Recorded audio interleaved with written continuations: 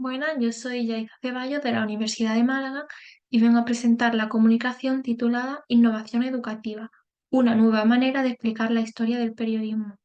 He elegido esta comunicación porque soy profesora de la asignatura de Periodismo Español Contemporáneo de la Universidad de Málaga, una asignatura optativa de cuarto que tiene una gran carga teórica porque cuenta la historia del periodismo en España desde la Restauración hasta la actualidad y he creído que era una buena oportunidad de darle una vuelta e innovar para hacerla un poco más atractiva. Bueno, aunque no se trata de un trabajo de investigación propiamente dicho, sino más bien una propuesta de innovación educativa, sí que la he intentado estructurar atendiendo a las partes de un trabajo de investigación con el objetivo de hacer más fácil la comprensión de la comunicación. Sí que la he dividido en introducción, objetivo y metodología, desarrollo y conclusiones. Bien, entrando ya un poco más en materia, en lo que a introducción se refiere, ¿por qué es importante la innovación educativa? Pues bien, son varios autores los que afirman que es muy importante innovar en la educación superior, es decir, en la universidad, para mejorar la calidad educativa, pero sobre todo para conseguir una actitud más proactiva por parte del estudiantado. Como sabemos, en la actualidad, gracias a los grandes inputs de información que tenemos a través de las redes sociales, el móvil y tal, los alumnos en muchas ocasiones están presentes en clase, pero no están prestando atención, sino que están distraídos en otras cosas. Por lo tanto, innovar puede ser una buena estrategia para conseguir captar de nuevo su atención. Por otro lado, también se ha detectado que los alumnos de periodismo subestiman la importancia de la innovación en educación, pero sí le dan una gran importancia al manejo de habilidades técnicas y docentes en el profesorado, que evidentemente son cosas que están relacionadas con la innovación educativa. Pero quizás lo importante sería hacer al estudiantado consciente de que innovar es una muy buena estrategia, una buena manera de conseguir mejorar la calidad educativa y captar la atención de ellos mismos. Por otro lado, también se ha observado que la innovación educativa en España se le da una menor importancia que en algunos países latinoamericanos, como puede ser Chile o México. Cabe destacar que existen diferentes estrategias de innovación educativa. Por ejemplo, se proponen estrategias como gamificación educativa, que como el propio nombre indica, versaría sobre hacer las clases un poco más atractivas a través de juegos, es decir, explicar el contenido teórico mediante juegos y hacerlo así pues, más llamativo. Por otro lado está la Flipped Classroom, que como todos sabemos y habremos escuchado alguna vez, básicamente serían las clases invertidas en las que el propio alumno es el que se prepara el contenido teórico y lo explica a sus compañeros. De esta manera lo interioriza porque es el mismo, como se sabe, el que para explicar una cosa primero la tienes que entender. Por otro lado está el aprendizaje colaborativo, que es eh, eso, trabajar en grupo, en equipo para conseguir un objetivo común, que podría estar relacionado con la siguiente estrategia de innovación docente, como es el aprendizaje basado en proyectos, que serían los típicos trabajos, pero si se hacen en grupo, pues ya estaríamos incluyendo el aprendizaje colaborativo. Y por otro lado, la realidad virtual, que también es una manera de interiorizar al alumno dentro del contenido teórico.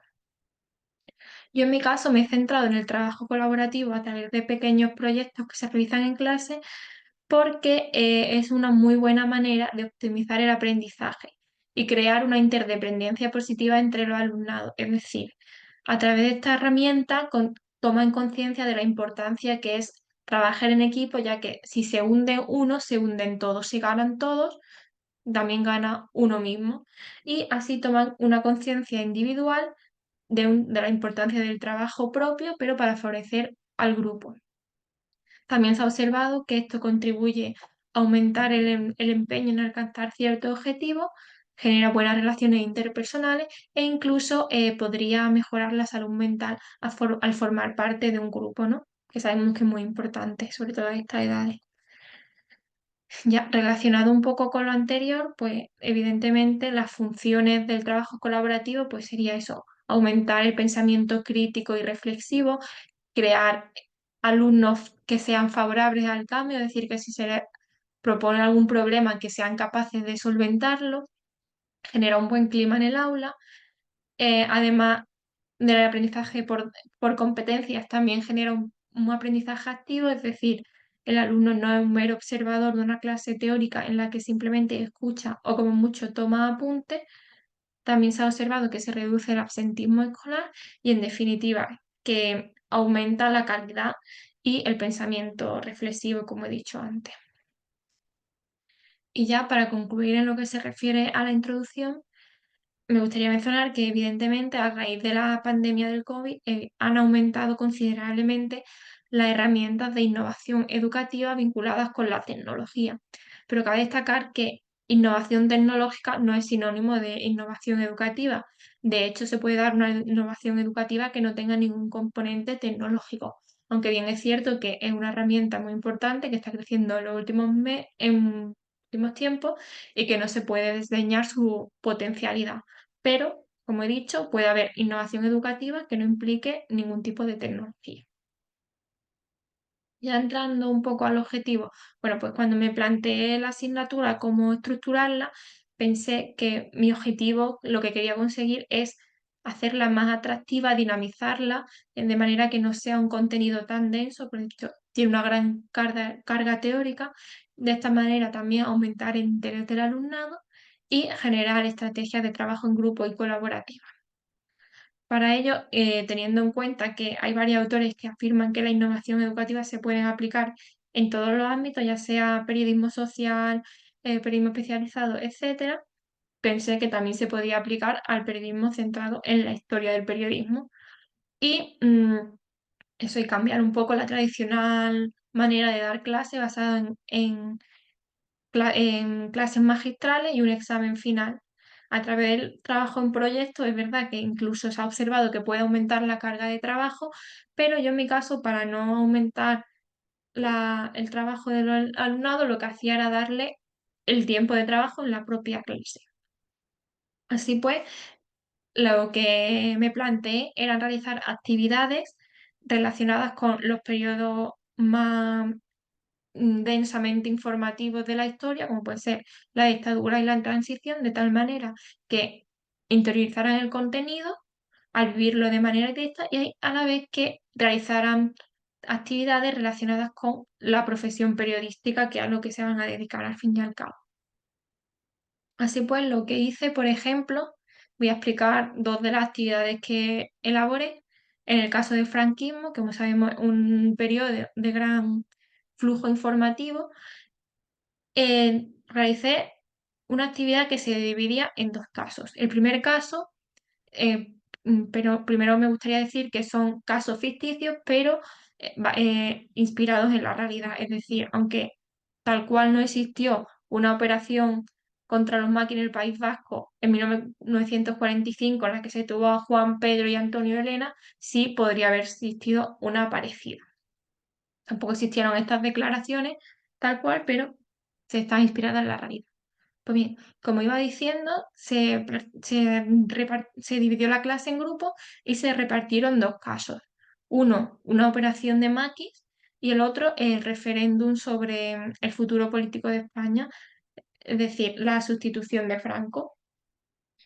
En el primer caso, bueno, en los dos casos se aportó un contexto, que sería una especie de notas de prensa, en el que se explica lo que ha ocurrido, cuáles son los posibles efectos y se incluyen declaraciones ficticias.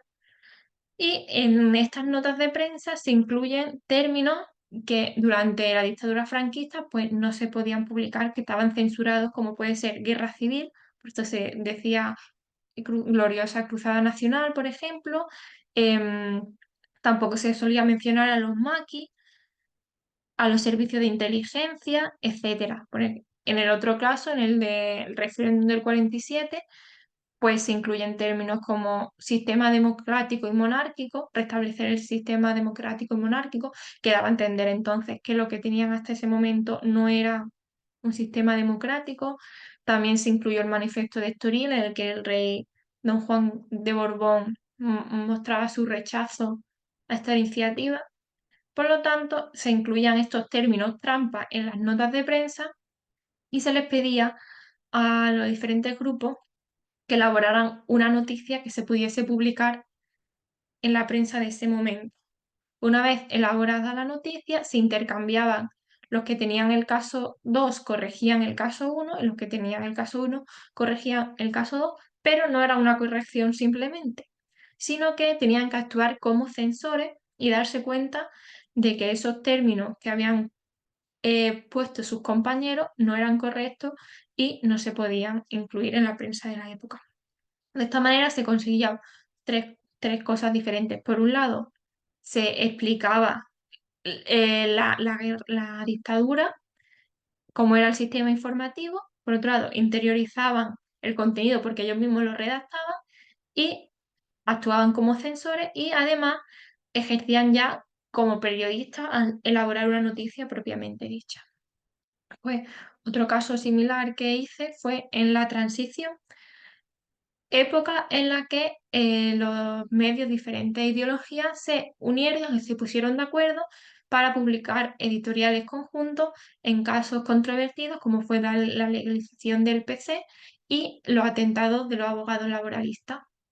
Se le enseñó al alumnado los casos reales, estos dos editoriales en los que firmaban diferentes medios, y se propuso, al igual que el caso anterior, había dos casos diferentes, pero por falta de tiempo voy a explicar solamente uno.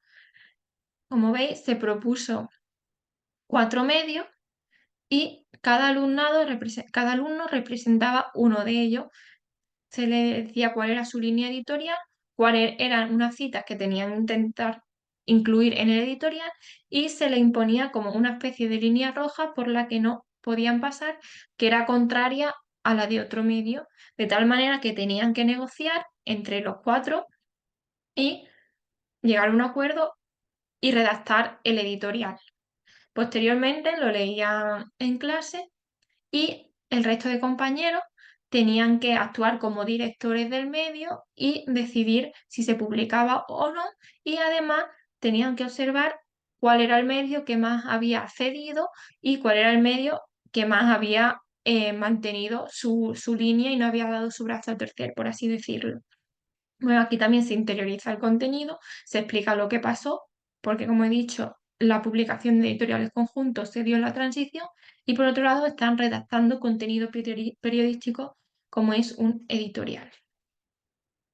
Ya para concluir, ¿qué se extrae de estas actividades? Pues bien, está observada una mayor concentración que cuando se imparte el contenido teórico puramente dicho, una mayor implicación, porque ellos se toman en serio este tipo de actividades, interiorizan el contenido, las clases son más dinámicas y amenas, y además, como he dicho, el alumnado siente que está realizando una labor que podía realizar bien en la actualidad relacionada con otra temática, pero que no está muy alejada a lo que se realiza en las redacciones de hoy en día.